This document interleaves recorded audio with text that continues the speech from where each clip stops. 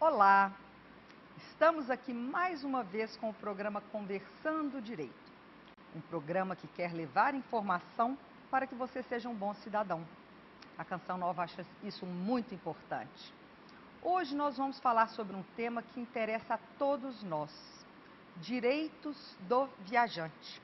Mas antes de começar o programa, eu quero agradecer a você, sócio evangelizador e sócia evangelizadora, pois através da contribuição, a Canção Nova pode chegar em muitos lares brasileiros e até fora do Brasil.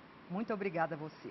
Está conosco aqui, com muita honra, a doutora Luciana Ateniense, que é advogada, professora de turismo da PUC, para falar sobre direitos do viajante.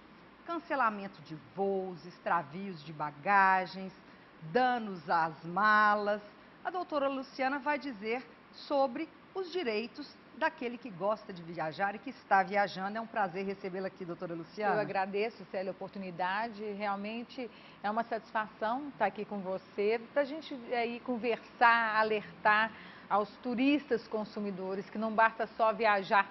Temos que viajar com responsabilidade, ciente dos nossos direitos e deveres, né? É isso mesmo, porque normalmente quando a pessoa vai viajar, ela só pensa naquilo de bom, ela nunca está preocupada com a segurança da viagem, ou não. Nós já estamos caminhando para um processo de conscientização em relação a isso. Olha, eu acredito que sim. Eu observo que agora os consumidores, passageiros, às vezes eles têm problema de atraso, extravio, quando eles chegam, eles falam: Luciana, eu deixei para lá muitas vezes, agora basta. Né? Então, quando eles buscam os seus direitos, não pode ser só no momento em que aconteceu um dano. O cuidado, o zelo tem que ser na época da contratação. Isso é imprescindível. Pois é. Então, eu estou planejando uma viagem. Qual é essa preparação prévia que eu preciso ter para que minha viagem ocorra a contento? Tá. Não vamos só ficar estimulados ao bom preço, aquele preço barato. Temos que estar vinculados à credibilidade daquela empresa que você deseja usufruir um determinado serviço. Busque referências não só em site, ou mesmo na justiça, para ver se tem várias demandas judiciais.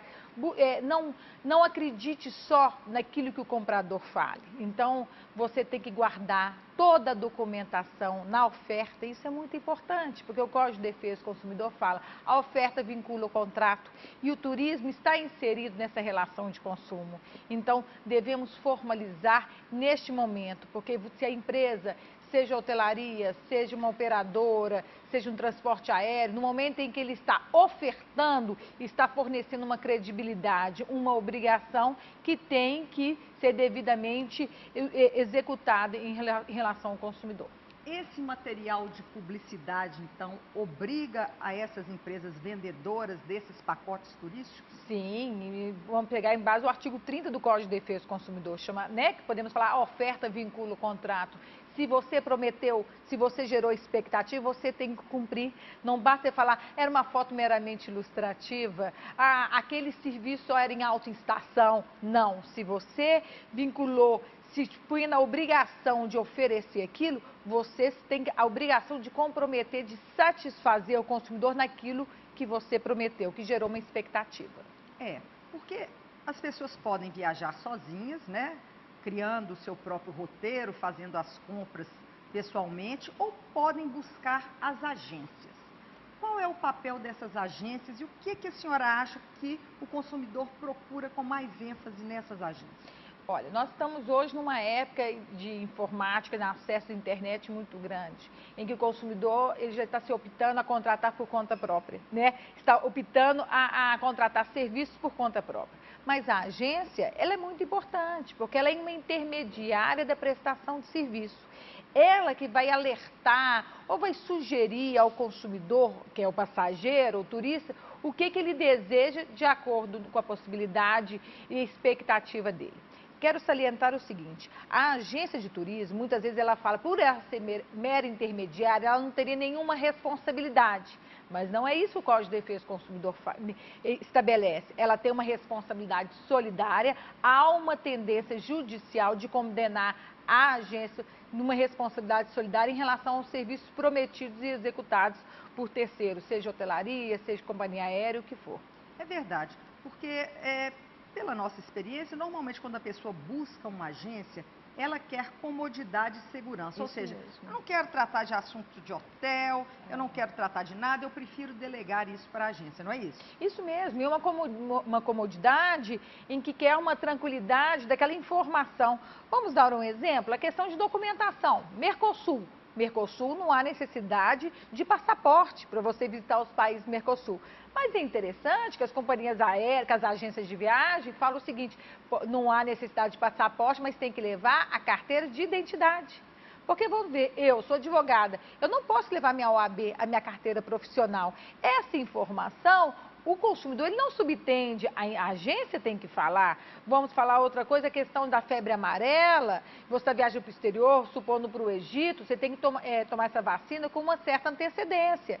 Então, essas informações são importantes. E muita gente volta por isso, né? Chega até o destino, não entra no país e tem que retornar. Isso mesmo, só chega no aeroporto. Né? Na hora do check-in não consegue. Então, a agência ela tem essa responsabilidade, essa credibilidade que o consumidor deseja. Né? Então, ela tem uma responsabilidade, há uma tendência de condenar solidariamente, até em virtude do Código de Defesa do Consumidor. Pois é, na sua experiência como advogada, um exemplo apenas que, eventualmente, a senhora possa recordar de condenações solidárias, mesmo que a agência diretamente não tenha, vamos dizer assim, causado dano. Tá, eu tenho um caso em que foi para aquela Águas Quentes, né? Pousada das Águas Quentes, ali a agência, ela ofereceu um ônibus saindo de Belo Horizonte, que o ônibus não tinha cinto de segurança, era uma família que não tinha, estavam com crianças, então o ônibus que a agência ofereceu não tinha cinto, chegou num quarto, era um quarto quádruplo, mas não tinha cama, era um colchão. Era um colchão jogado dentro do quarto. Então, toda a expectativa de lazer e entretenimento foi interferido, infelizmente, por esse serviço inadequado. Era uma responsabilidade do hotel em relação a essas camas? Sim, era. Mas e do ônibus? Quem ofereceu o ônibus foi a agência. Então, a agência ela tem uma responsabilidade. E isso chegou a ser julgado? Sim, julgado e condenado solidariamente. E há dano moral para esses casos também, além do prejuízo? Olha, o que eu vejo na questão do turista, isso eu falo toda hora, que é muito mais o dano moral do que o material. Porque o turista, ele não quer propoação. Ele quer resolver, ele quer usufruir aquela viagem que ele almeja tanto. Então, o turista, quando ele tem um problema, e eu vejo isso assim claramente, ele fala, você sabe o que eu vou propor ação? Pelo descaso. Não é assim que me trata. O que eu vou ganhar em relação ao turista, te falo isso com tranquilidade, não vai mudar a vida da pessoa. Você vai ganhar 2, 3, 5, 10, 15 mil, é bom até um determinado mês, primeiro mês, segundo mês, terceiro mês, não vai mudar aquela vida. Mas ele fala, não pode me tratar dessa forma, porque tudo que eles pediram e exigiram, eu fiz. Então, a contraprestação devia ter. Então, o que eu vejo na minha experiência é que o turista, ele quer sim o dano material, o prejuízo financeiro, mas sobretudo o dano moral. Porque ele tenta, viu? Ele tenta resolver amigavelmente, ele manda e-mail, ele liga só naquele último momento, naquele que ele não aguenta, aí ele fala, agora ele vai me ouvir. Agora, infelizmente, a companhia aérea ou uma empresa de turismo vai me ouvir pelo bolso. É no bolso que, infelizmente, vai prestar atenção. Aí vem esse dano moral. O que é o dano moral? É a frustração, é a fadiga, é a decepção daquele serviço prometido e que não foi executado. É verdade.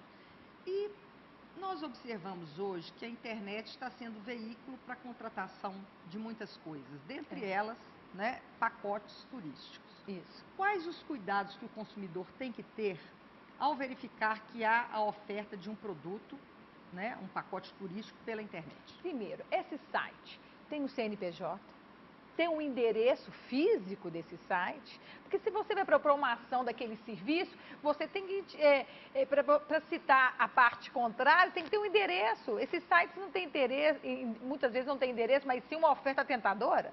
Então, existe o endereço, existe um CNPJ e você, na hora que eles estão pedindo um pagamento, tem que ter um documento, uma contraprestação, um recibo demonstrando aquilo. Tudo que for ofertado, imprima, porque é aquilo que a gente falou anteriormente, vincula a uma expectativa, né? Então não basta só ofertar, tem que cumprir adequadamente. E busque também informações com terceiros em relação a esse serviço prestado. É. E na sua experiência, a senhora já observou fraudes nesses serviços oferecidos, empresas que não existiam, pessoas que pagaram pacotes e não viajaram? Já, isso é toda hora, né? Vamos ver uma coisa que acontece, os hackers, né? A questão de milhas. Hoje, muitas empresas aéreas, elas cativam o consumidor por milhas. Então, você muda o seu hábito de consumo para querer ter milhas. Então, você vai consumindo mais cartão de crédito para ter milhas. E já tive 2 ou 3 ações de que as milhas desapareceram. Aquelas milhas, eu tive casos que milhas de 360 mil milhas, estou com uma outra de 430 milhas, 1000 milhas, que corresponde a 4, 5 viagens internacionais. E é interessante que a empresa aérea, ela fala assim, foi um hacking, tudo bem, acredito que foi ter um hacking que furtou, sugou as milhas, mas isso não isenta a responsabilidade daquela companhia aérea, porque no momento em que disponibilizou no site, que guardou, vamos dizer assim, aquelas milhas, ele tinha que ter guardado com segurança. Ele não pode. Então, essas ações, eu já tive a questão de milhas, em que questão da internet, que foi um hacker, o que for, que a empresa, a justiça falou, mesmo que fosse um hacker, quer dizer, a empresa ela tentou pôr responsabilidade para terceiros, não tirou responsabilidade, porque no momento em que você ofertou e disponibilizou, entre aspas, guardar essas milhas, você tinha que ter guardado com segurança. E o consumidor, então, para garantir que ele tem aquele número de milhas, como que ele deve fazer? No momento, né, e às vezes ele não acredita que isso pode acontecer. Que coisa. Porque se fosse, mas eu não vou acreditar num site que está guardando as minhas milhas. O que seria o ideal? Ele imprimir o extrato. Com aquelas milhas, que essas milhas estão sumindo. Somem. Então, esse é um caso. Um outro caso que a gente já estou tendo, esse ano já tive 2 ou 3 casos que eu me lembre, de compra pela internet, de passagem aérea, e a pessoa esqueceu de colocar uma letra no nome. Vou te dar um exemplo. Tive um caso até que estavam indo para Marrocos, né, em Belo Horizonte, no final do ano teve aquela Copa dos Libertadores. O jogo do Galo. Do jogo do Galo, foi para Marrocos. E a pessoa, vou inventar o nome para não falar, o nome era Paulo Santos, estou inventando filho, e ele esqueceu de pôr o filho. Ele esqueceu, né, de colocar o filho. Quando ele ligou e falou, olha, eu esqueci de pôr na passagem o filho, então você tem que comprar uma nova passagem. Mas é só o filho. Não, você tem que comprar. Ontem eu distribuí uma ação, a pessoa era Roberta e um sobrenome tal, ela esqueceu de pôr o A, então ficou Robert. Então, na hora, falou, olha, foi no final do ano passado que ela precisava viajar, né?